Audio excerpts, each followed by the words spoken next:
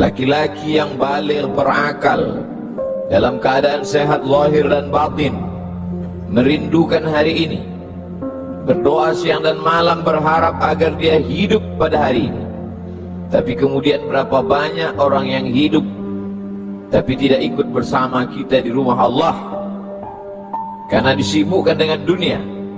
Mereka adalah orang-orang yang menyesal ketika menghadap Allah. Mereka berkata, Rabbana ya Allah, absarna, mata kami sudah melihat azab, wa sami'na, telinga kami sudah mendengar pekikan teriakan azab, farji'na, balikkan lagi kami ke dunia, kembalikan kami dalam kehidupan, inna muqinun, kami yakin seyakin-yakinnya.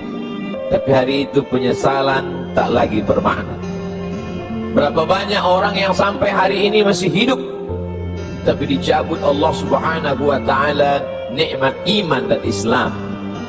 Sakit bukanlah azab. Berapa banyak orang yang sakit, la yusibul mu'min min nasabin wala wasabin wala saqamin wala syaukin yashtakuha, demam, risau, gundah gulana, sampai duri yang menusuk tapak kaki. Sesungguhnya itu adalah cara Allah ingin menghapuskan dosa-dosa. Ada orang-orang yang silap, salah dan berdosa, lalu Allah sayang kepadanya. Innallaha idza ahabba qauman ibtalahum.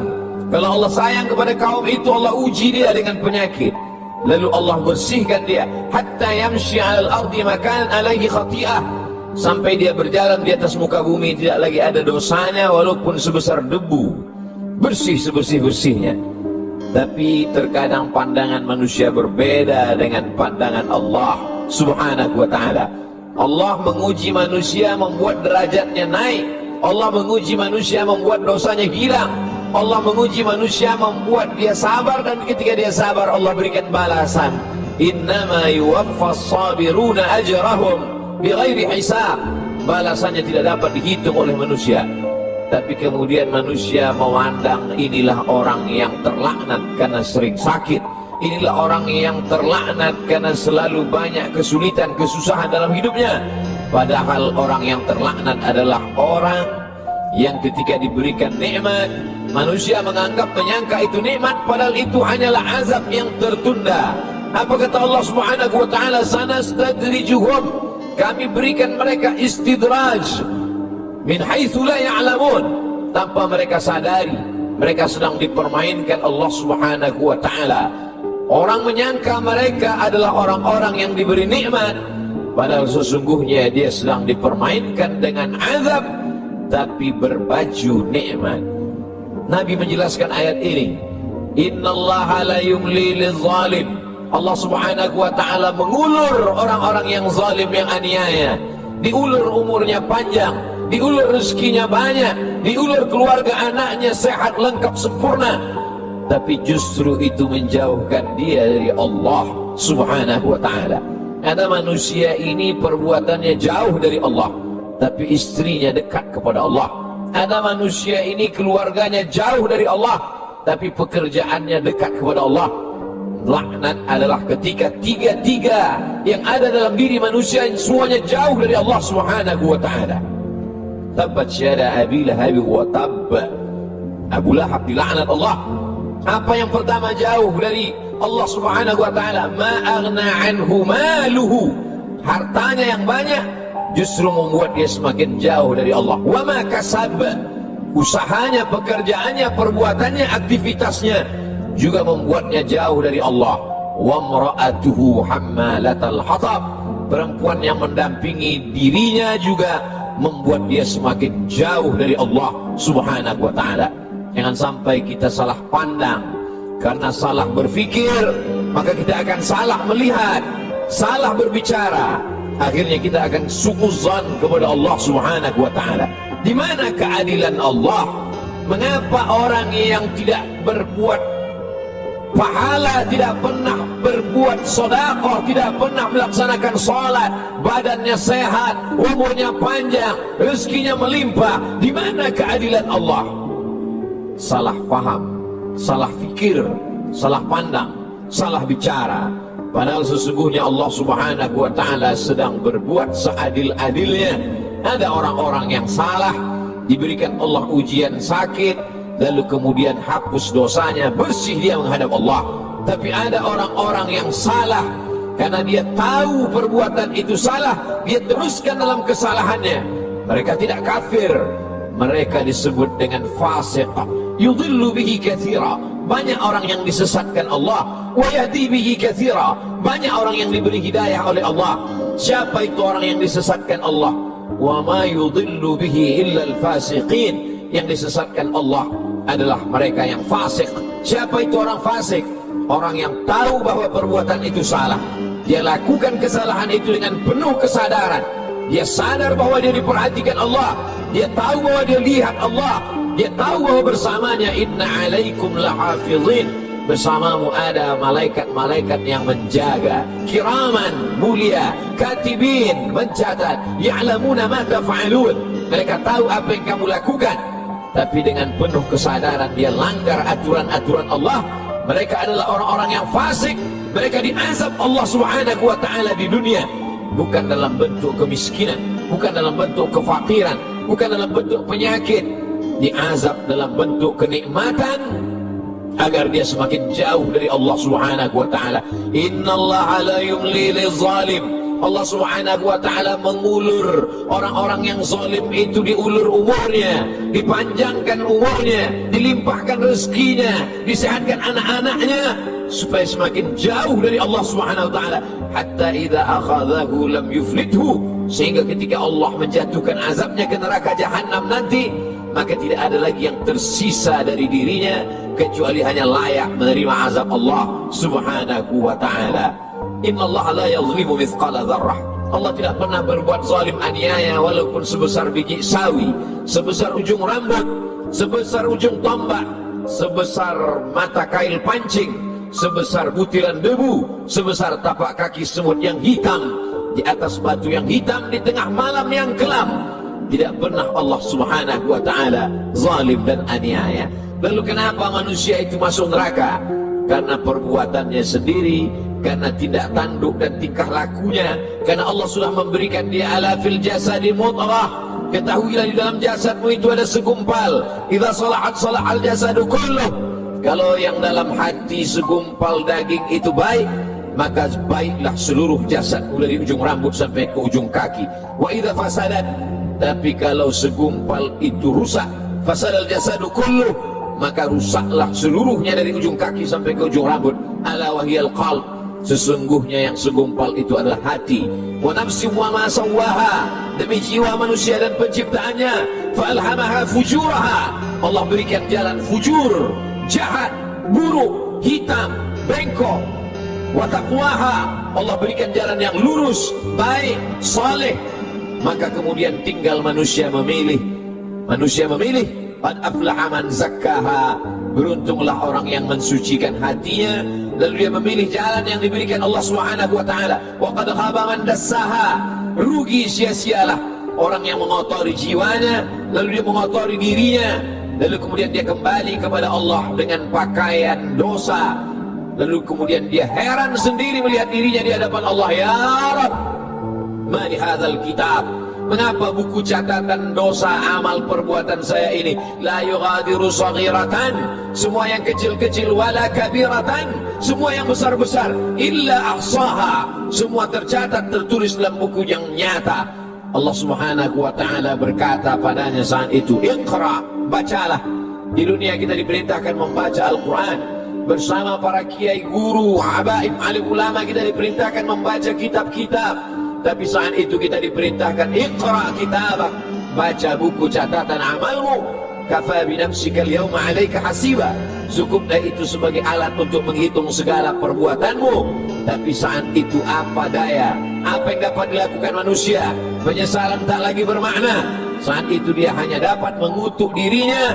Saat itu wasiqal ladzina taqaw rabbahum, orang-orang yang takut kepada Allah, maka dia akan digiring di bawah ilal jannati sumara, masuk ke dalam surga berjamaah. Sampai di pintu surga, apa kata malaikat menyapa? Salamun, selamat kamu, tibtum, kamu sudah berbuat baik, fadkhuluha khalidin, masuklah kamu ke dalam surga khalidin, kekal selama-lamanya. mendapatkan salam dari pejabat, mendapatkan salam dari orang kaya. Betapa bangga, betapa terhormatnya. Ini bukan salam dari makhluk. Salamun qawlan min Rabbir Rahim. Salam dari Allah subhanahu wa ta'ala. Jibril pernah menitipkan salam kepada Sayyidatuna Aisyah Ummul Mukminin. Betapa senangnya mendapatkan salam dari makhluk yang tak berdosa, malaikat. Tapi ini salam dari Allah subhanahu wa ta'ala. Salamun, salam, bersih, suci, tak ada noda dan dosa. Min Rabbir Rahim, dari Allah yang tak ada kotoran. Subhanahu, maha suci. Wa ta'ala, maha tinggi dari makhluk. Lalu siapa yang mendapatkan salam dari Allah itu? Yang mendapatkan salam dari Allah juga orang-orang yang hatinya salam. La yanfa'u malun, hari itu tak ada guna harta, wala banun, tak ada guna anak, illa man atallaha, kecuali orang-orang yang datang menghadap Allah biqalbin salim, dengan hati yang bersih, dengan hati yang suci. Tubuh manusia penuh dengan kotoran.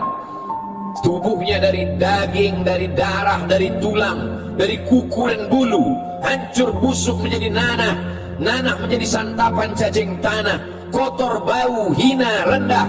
Tapi kemudian dia menjadi mulia karena hatinya yang bersih mengingat Allah subhanahu wa ta'ala. Aneh, ajaban, manusia itu memang makhluk yang benar-benar aneh, diciptakan dari sesuatu yang kotor, rendah, hina. Lalu kemudian setelah ditiupkan ruh ke dalam jasadnya, faqa'u lahu sajidin, semua makhluk-makhluk malaikat bersujud kepadanya. Lalu kemudian Allah subhanahu wa ta'ala mengujinya. Setelah makhluk bersujud kepadanya, maka iblis menggodanya. Tergoda dia dengan segala yang apa dia lihat di dunia. Semua yang dia pandang menggoda, semua yang dia dengar juga menggoda hati kecilnya. Tapi ada orang-orang yang diberikan Allah subhanahu wa ta'ala istiqamah. Alladzina qalu rabbuna Allah, mereka berkata Rabbku Allah, summa istaqamu, setelah itu dia istiqamah, maka Allah berikan balasan. Tatanazzalu alaihimul malaika, turun kepada mereka malaikat. Apa kata malaikat? Berkata, alla takhafu, jangan kau takut, wala tahzanu, jangan kau sedih. Karena memang penyakit manusia hanya dua saja. Yang pertama takut, yang kedua sedih. Takut terhadap masa depan, sedih terhadap masa lalu, sedih terhadap masa yang sudah lampau. Ada kekhawatiran, ada kecemasan yang berlebih dalam diri manusia untuk melihat masa depan. Cemas yang berlebih itulah yang membuat naik tensi darah. Cemas yang terlalu berlebih dari batas normal itulah yang membuat naik jantung koroner, diabetes dan lain sebagainya. Tapi orang-orang yang istiqamah, dia selalu berada dengan Allah subhanahu wa ta'ala. Masalah hidup ini besar, tapi dia berharap kepada yang maha besar. Allahu Akbar. Masalah hidup ini hebat, tapi dia mendekat kepada yang maha hebat. Allah Jalla Jalaluh, mulia. Tidak ada yang lebih mulia daripada Allah subhanahu wa ta'ala. Semua yang bersama dengan Allah, maka Allah akan membersamainya. Orang-orang yang diuji itu selalu merasa bersama dengan Allah, maka kemudian Allah membalasnya, innallaha ma'as sabirin, Allah bersama mereka. Ayatnya tidak berkata innas sabirina ma'allah, orang-orang sabar bersama Allah, tapi Allah lebih mendahulukan dirinya. Aku bersama mereka, kata Allah subhanahu wa ta'ala. Ana inda husni dhanni 'abdi bi, aku menurut prasangka hambaku kepadaku. Idza dzakarani, kalau dia mengingat aku, menyebut aku, fi nafsihi, dalam dirinya sendiri, dzakartuhu fi nafsi, maka aku pun akan menyebut, mengingatnya sendiri, kata Allah subhanahu wa ta'ala. Wa idza dzakarani fi mala'in, kalau dia mengingat aku, menyebut aku bersama orang-orang yang ramai, bersama makhlukku, kata Allah, dzakartuhu fi mala'in, aku juga akan balas, aku akan sebut namanya, aku akan muliakan dia. Fi mala'in khairum min mala'ihim, di satu kelompok jamaah, di satu kelompok orang makhluk yang lebih mulia daripada mereka. Saat itu makhluk ini dimuliakan Allah subhanahu wa ta'ala. Majtama'a qaumun fi baitin min buyutillah, sekelompok orang berkumpul di rumah Allah, yatsluna kitab Allah, yang dia baca adalah firman ayat-ayat Allah, wa yatadarasunahu fima bainahum, dia kaji isinya, dalam kajian tafsir, dalam kajian fikih, dalam kajian hadis, dalam kajian akhlak, dalam kajian usul fiqh. Nazalat alaihimus sakinah, turun ketenangan ke dalam hati mereka. Hati bukan punya kita. Qalbul mu'min baina asabi'ir rahman. Hati orang beriman seperti uang logam yang dipermainkan di jari jemari. Begitulah Allah Subhanahu wa ta'ala kuasa untuk membuat hati yang sempit menjadi lapang, untuk membuat hati yang susah menjadi senang. Semua berada dalam genggaman qudrat iradat kuasa Allah Subhanahu wa ta'ala. Hafat bihimul malaikah, mereka dikelilingi oleh para malaikat. Wa dzakarahumullahu fi man 'indah, dan mereka dibanggakan Allah Subhanahu wa ta'ala kepada para malaikat. Ketika Allah menciptakan manusia, apa kata malaikat? Ataj'alu fiha, untuk apa kau ciptakan mereka ya Allah? Ataj'alu fiha man yufsidu fiha wa yasfiku dima. Mereka hanya akan berkelahi, berperang, menghancurkan negeri. Lalu apa kata Allah Subhanahu wa ta'ala? Menjawab dengan kata-kata kalimat rahasia, inni a'lamu ma la ta'lamun. Aku lebih tahu apa yang kamu tidak tahu. Kata-kata firman Allah terbukti karena dia maha benar. La yatihil batilu min baini yadayhi wala min khalfih. Tidak ada kebatilan dari depan, belakang, atas, bawah, kanan dan kiri.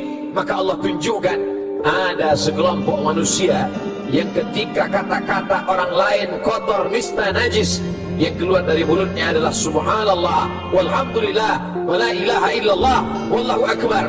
Ada sekelompok manusia ketika hati manusia mencaci maki, mengutuk Allah, mengutuk nasib, mengatakan tidak adil takdir Allah. Tapi ada manusia yang ridha menerima ketetapan Allah Subhanahu wa ta'ala. Orang-orang yang ridha, orang-orang yang istiqamah, maka Allah balas mereka. Alla takhafu, tidak lagi ada rasa takut dalam hatinya. Wala tahzanu, maka kosong hatinya dari sedih. Setelah hati itu hilang rasa takut dan rasa sedih, lalu kemudian ditanamkan Allah kebahagiaan dan kesenangan.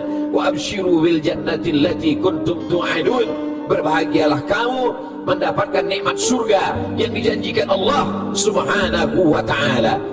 Ketika datang seorang sahabat bertanya kepada Rasulullah, "Ausini, berikan aku wasiat pesan yang singkat. Setelah aku dapatkan, aku tidak perlu lagi bertanya kepada siapapun di dunia ini ya Rasulullah." Lalu Rasul memberikan pesan yang singkat. Qul, katakan, amantu billah, aku beriman kepada Allah, aku percaya kepada Allah, aku yakin kepada Allah. Tsumma istaqim, setelah itu istiqamahlah. Faqsusil qasasa, ceritakan kisah-kisah itu ya Muhammad. Faqsusil qasasa, ceritakan kisah-kisah itu wahai pewaris Muhammad sallallahu alaihi wasallam. La'allakum yatafakkarun, mudah-mudahan mendengar kisah itu mereka akan berfikir. Mudah-mudahan dengan membaca, mendengar kisah itu mereka akan merenung. Afala yatadabbaruna al-Qur'an, mengapa mereka tidak merenungkan isi makna Al-Quran? Am ala qulubin aqfaluha, atau hati itu sudah mulai terkunci, dikunci Allah Subhanahu wa ta'ala. Allah uji Ibrahim alaihissalam, diuji dengan menghadapi ayah yang kufur kepada Allah, Azar, dia tetap istiqamah. Diuji dengan menghadapi umat Namrus, membakarnya dengan api, dia tetap istiqamah. Diuji dengan tidak punya anak, berdoa siang dan malam, Rabbi habli minas salihin, dia tetap istiqamah. Setelah anak lahir diuji lagi, Allah minta anak itu dikurbankan, dia tetap juga istiqamah. Ujian datang silih berganti.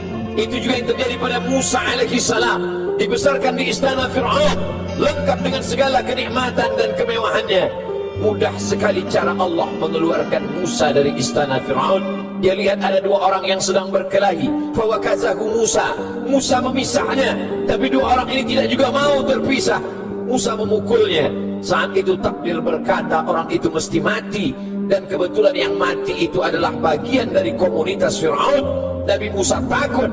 Sebenarnya itu hanya skenario cara Allah agar Musa keluar dari istana Fir'aun. Lalu kemudian saat itu tidak ada tempat dia bergantung. Selama ini dia bergantung kepada Asia, selama ini dia bergantung kepada makhluk, selama ini dia bergantung kepada ciptaan Allah. Allah lepaskan manusia dari segala ikatan agar hati itu hanya bergantung kepada Allah Subhanahu wa ta'ala. Mudah bagi Allah Subhanahu wa ta'ala untuk membuat hati yang terikat. Hati itu terikat dengan ayahnya Abdullah. Abdullah pun diwafatkan Allah. Hatinya terikat dengan ibunda Aminah. Aminah pun diwafatkan Allah. hatinya terikat dengan Abdul Muttalib. Abdul Muttalib pun dipanggil oleh Allah, hatinya terikat dengan Abu Talib. Abu Talib juga menghadap Allah, hatinya terikat dengan Khadijah. Di saat dia perlu bantuan support, disitulah Allah memanggil Khadijah. Apa yang diinginkan Allah Subhanahu wa ta'ala? Agar hati itu hanya berserah kepada Allah Subhanahu wa ta'ala. Setelah manusia masuk ke dalam surga, lalu Allah bertanya kepada seluruh penghuni surga, "Madza turidun?" Hai penghuni surga, apa yang kamu inginkan? Penghuni surga menjawab, "Ridhaka, ridhamu ya Allah." Ada satu yang belum didapatkan penghuni surga, yaitu ridha Allah Subhanahu wa ta'ala. Ridhalah menerima Allah, ridhalah menerima Rasulullah, ridhalah menerima Al-Quran, ridhalah menerima takbir Allah.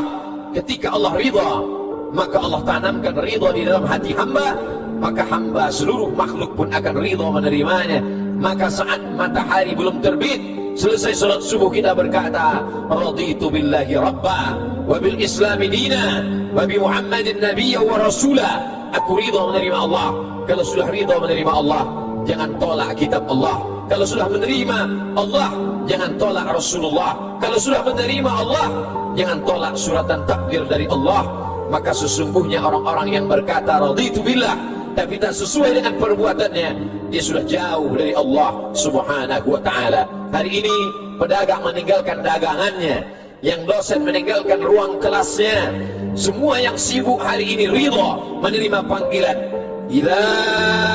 Apabila kamu dipanggil, fas'au ila dzikrillah, bersegeralah kepada Allah.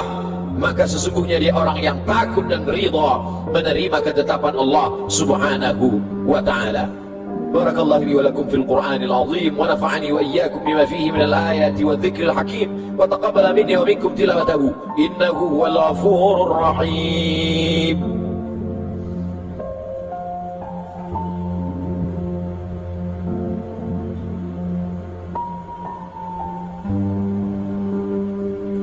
Alhamdulillahilladzi bi ni'matihi tatimmus shalihat.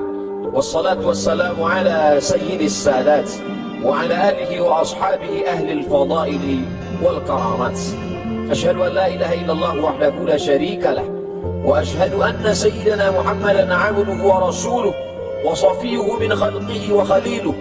Adda al-amanah wa ballagha ar-risalah wa nasaha lil ummah وتركنا على المحجة البيضاء ليلها كنهارها لا يزيغ عنها إلا هالك. اللهم صل على سيدنا محمد النبي الأمي وعلى آله وصحبه وبارك وسلم. قال الله تبارك وتعالى في كتابه العزيز: أعوذ بالله من الشيطان الرجيم. يا أيها الذين آمنوا اتقوا الله حق تقاته ولا تموتن إلا وأنتم مسلمون. وقال تعالى في آية أخرى: بسم الله الرحمن الرحيم والعصر إن الإنسان لفي خسر إلا الذين آمنوا وعملوا الصالحات وتواصوا بالحق وتواصوا بالصبر. وقال تعالى في آية أخرى: إن الله وملائكته يصلون على النبي يا أيها الذين آمنوا صلوا عليه وسلموا تسليما. اللهم اغفر للمسلمين والمسلمات والمؤمنين والمؤمنات الأحياء منهم والأموات برحمتك يا أرحم الراحمين. اللهم انصر إخواننا المستضعفين في فلسطين وفي رهينيا وفي كل مكان من مشارق الأرض إلى مغاربها. اللهم دمر أعداءك أعداء الدين. اللهم شتت شملهم وفرق جمعهم واجعل كيدهم في نحورهم. اللهم ادفع عنا الغلاء والوباء والفحشاء والربا والزنا والمنكر والسيوف المختلفة والشدائد والمحن ما ظهر منها وما بطن من بلدنا هذا خاصة ومن بلدان المسلمين عامة.